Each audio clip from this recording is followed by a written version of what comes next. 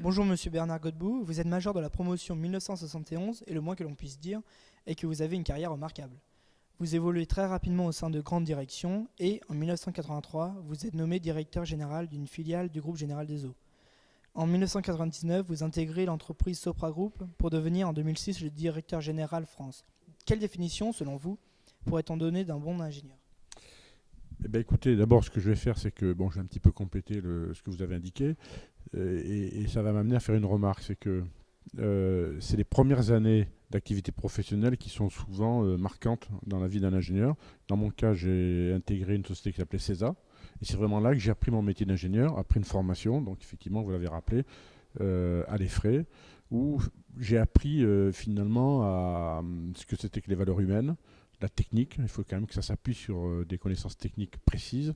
À l'époque, c'était plutôt d'ailleurs de l'électronique et un peu d'informatique que j'ai découvert à travers un stage. C'est ces composantes-là qui vont faire que on peut, selon moi, exercer ce métier avec passion. Un jeune ingénieur qui souhaiterait connaître la même évolution professionnelle que la vôtre, que lui conseilleriez-vous?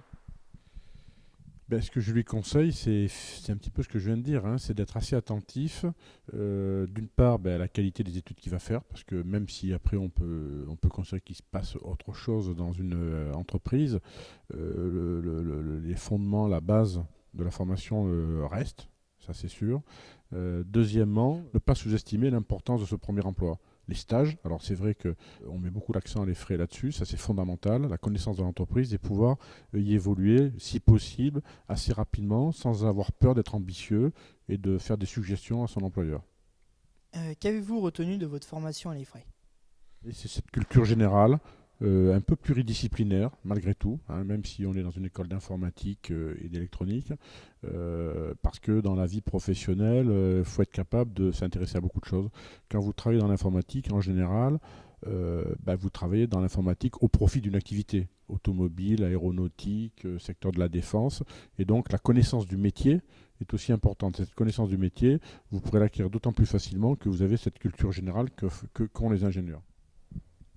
Et que pensez-vous alors des prochains élèves qui intégreront l'EFRE l'année prochaine? Bah, J'allais dire, ce qu'on peut constater, c'est que, d'abord, il y a un système de sélection à l'EFRE qui me semble bien fait, hein, et que donc, je ne vois pas pourquoi ceux qui intégreraient l'EFRE ne deviendraient pas de bons ingénieurs.